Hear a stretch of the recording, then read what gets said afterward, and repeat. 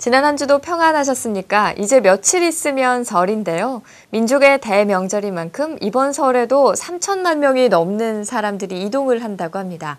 지금쯤 고향에 벌써 도착하신 분들도 계시고요. 아직 출발 안 하신 분들도 계실 텐데요. 첫 소식으로 자동차를 이용해 고향에 다녀오실 분들에게 유용한 정보를 알려드리겠습니다. 한만혁 PD입니다. 이번 설 연휴에도 하루 평균 350만 대 이상의 자동차가 움직일 것이라는 예측이 나왔는데요.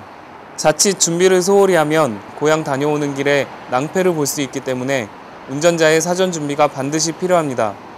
먼저 장거리 운행을 하기 전에는 타이어 공기압이나 마모 유무를 체크해야 합니다. 각종 오일류와 전조등, 배터리, 와이퍼 상태도 미리 점검하고 떠나야 합니다.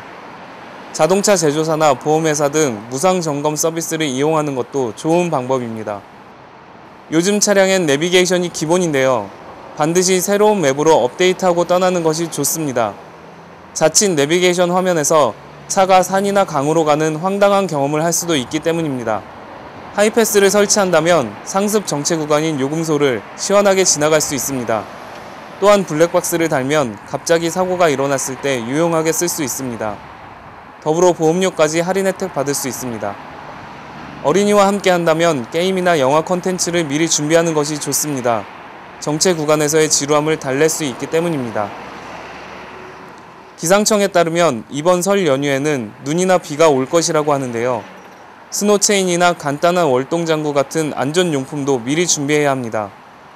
눈길을 운행한 차량이라면 돌아온 후 하체에 묻은 염화칼슘을 고압 세차로 제거해 차량 부식을 막아야 합니다. 운전자 범위를 제한한 보험에 가입한 차량의 경우 단기 운전자 확대 특약에 가입하는 것이 좋습니다. 장거리에 교대 운전을 하거나 고향에서 다른 사람이 운전하다 사고가 나면 보험 혜택을 받지 못하는 경우도 있기 때문입니다. 또한 요즘은 스마트폰 애플리케이션을 이용하면 좀 더 편하고 즐겁게 설 명절을 보낼 수 있다고 합니다. 하경화 기자가 전해드립니다. 스마트폰의 보급으로 명절 풍속도가 변하고 있습니다. 이번 명절에도 스마트폰은 제 역할을 톡톡히 다할 것으로 보입니다. 애플과 안드로이드 앱스토어에는 다양한 명절 애플리케이션이 등록돼 있습니다.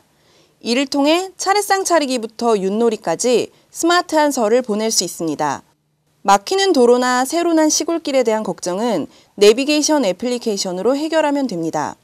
한국도로공사가 제공하는 고속도로 교통정보 애플리케이션은 실시간 교통 상황이나 CCTV 정보를 제공합니다.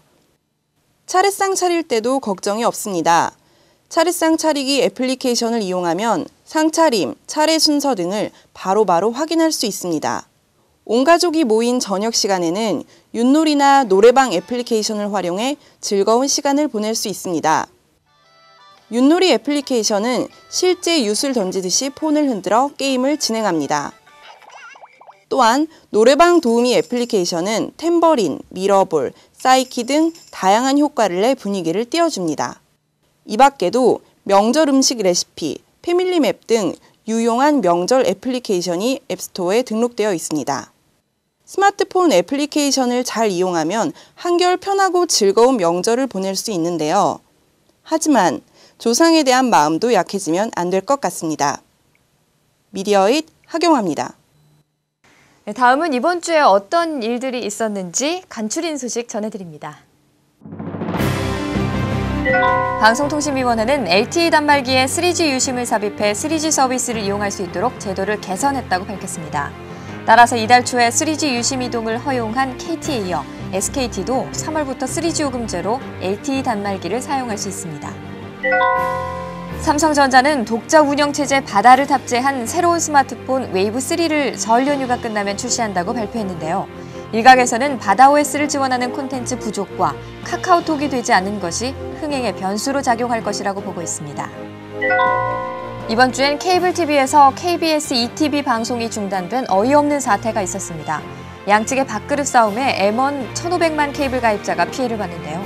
이에 시청자 단체들은 양사의 손해배상 청구 소송을 제기하기로 했습니다. 저렴하게 상품을 구매할 수 있다는 상품권을 미끼로 한 소셜 커머스 사기가 터졌는데요. 피해액이 40여억 원을 넘고 피해자가 전국적으로 확대되고 있습니다. 싸고 좋은 것 잘 생각하고 꼼꼼하게 따져봐야겠습니다. 설날 장거리 운행 전에 차량 엔진 오일 교환하는 분들 계실 텐데요.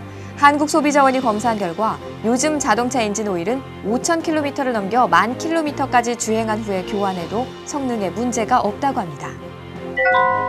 이번 주엔 옥션에서 40인치대 반값 TV를 내놓으면서 값싼 TV 바람이 끊이지 않고 있습니다. 삼성과 LG전자도 저가형 TV 출시를 검토하고 있는데요. 소비자 입장에서는 좋은 소식인데 설마 깡통 TV들이 나오는 것은 아니겠죠? 국제전화나 자녀들의 게임, 인터넷 이용 등으로 예기치 못한 휴대전화 폭탄 요금 피해를 줄이는 일명 빌쇼크 방지법이 오는 7월부터 시행된다고 합니다. 이에 따라 이용자는 자신이 약정한 요금 이상이 발생할 경우 그 사실을 미리 알 수 있다고 합니다. LG전자의 울트라북 엑스노트 Z330이 9.9초의 빠른 부팅 속도로 한국 기네스에 올랐다는 소식도 이번 주 눈에 띕니다. 네, 오늘 준비한 소식은 여기까지입니다. 저도 이제 설을 새러 가야겠습니다. 맛있는 것 많이 먹고 다음 주에 또 새로운 소식들 가지고 찾아뵙도록 하겠습니다. 여러분들도 가족, 친지들과 함께 따뜻한 설 보내시기 바랍니다. 함께해 주신 여러분 고맙습니다.